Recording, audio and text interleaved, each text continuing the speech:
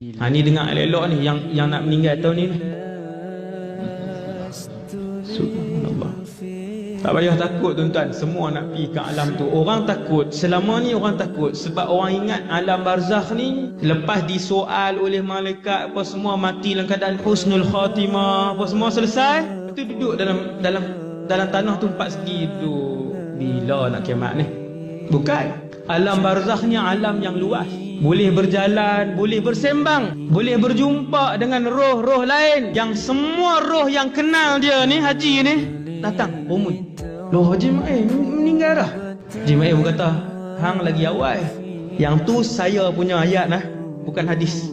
Tetapi yang Rasulullah beritahu, dia akan berjumpa dengan roh-roh lain. Roh-roh lain akan datang mengerumuninya, yang kenal dia. Untuk apa?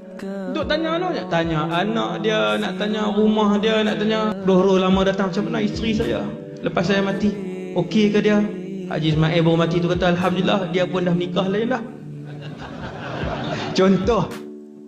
Hak tu saya bukan hadis. Subhanallah. Sembang, bersembang.